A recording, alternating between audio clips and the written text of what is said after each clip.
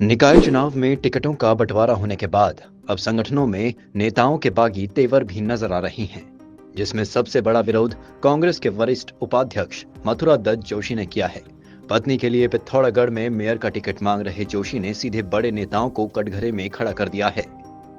संगठन से नाराज चल रहे जोशी ने सीधे हरीश रावत, यशपाल आर्या, प्रीतम सिंह और गणेश गोदियाल पर मनमानी तरीके से टिकट बांटने का आरोप लगाया है। जोशी का साफ कहना है कि साल 2014 में कांग्रेस को गर्त में लेकर जाने वाले कौन लोग हैं सबको पता है। साथ ही 2014 में अभी तक के चुनाव में किसने टिकट बांटे हैं इसकी जानकारी भी सबको है। फिलहाल प्रदेश अध्यक्ष करण मेहरा ने उनको सब ठीक करने का आश्वासन दिया है, उसके बाद वो अलग कदम उठाएंगे।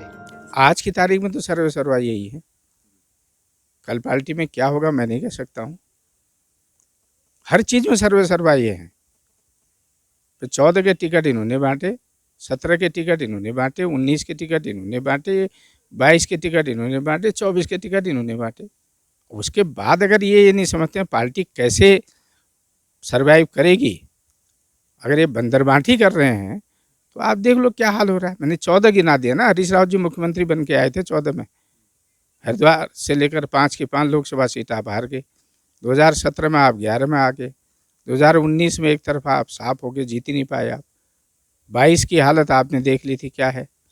24 में देख लो, जहाँ जिसको जीतना चाहिए था, जिन नेताओं को जहाँ लड़ना चाहिए था वहाँ नहीं लड़े। तो इसलिए मेरी क्या व्यक्तिगत नाराज़गी हो सकती है। मैं तो छोटा कार्यकर्ता हूँ, घर बैठ जाऊँगा। जब भी मुझे मेयर का टिकट नहीं देने, विधायक बनाते हैं, ये मंत्री बनाएंगे।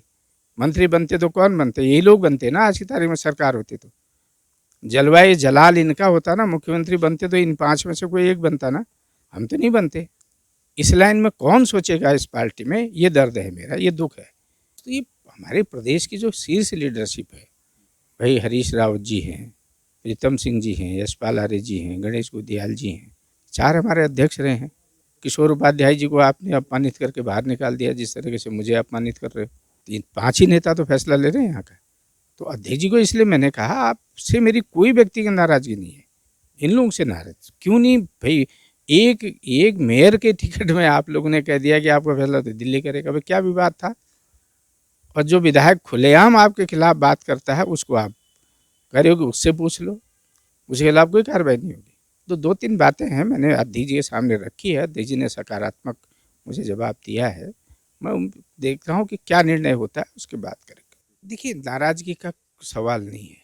हमने अपनी बात कही है पार्टी को, और अपनी बात जो हमारी भावनाएं थी हमने व्यक्त की है, और हमने पार्टी नेतृत्व को अवगत कराया कि हमारे साथ अन्याय हुआ।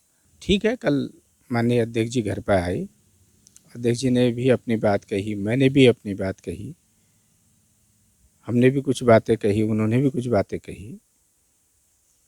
तो उनका सम्मान करते हुए मैंने उनको कहा कि आपसे मेरी कोई व्यक्तिगत नाराज़गी नहीं है, लेकिन जिस तरीके से पार्टी में फैसले हो रहे हैं मेरी उससे नाराज़गी है।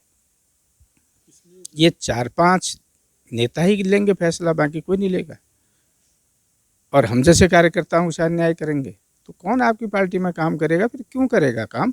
ये बात मैंने कही। अध्यक्ष जी ने कहा कि भविष्य में सब ठीक होगा, ठीक करेंगे। तो अध्यक्ष जी ने आश्वासन दिया है और 2-3 दिन का समय मांगा है। तो मैंने कहा ठीक है, आपके आदेश का मैं पालन करूंगा, पार्टी कार्यालय में बैठूंगा, अपनी बात कहूंगा और पार्टी का काम करूंगा सुचारू रूप से। लेकिन मेरे साथ न्याय नहीं हुआ तो निश्चित रूप से मुझे कुछ न कुछ फैसला फिर लेना पड़ेगा। और मेरे सामने भी बड़ी एक विकट समस्या है। 48 साल काम किया है मैंने, 48 साल कोई कम नहीं होता है कार्यकर्ता के रूप में। तो कुछ बातें हैं। ठीक है, माननीय अध्यक्ष जी ने कहा है तो मैं आज कार्यालय बैठा हूँ, काम करूँगा। पार्टी का काम करना है, हमने पहले भी किया है, आगे भी करेंगे। लेकिन हमें उम्मीद है कि अध्यक्ष जी को न्याय करना चाहिए हमारे साथ।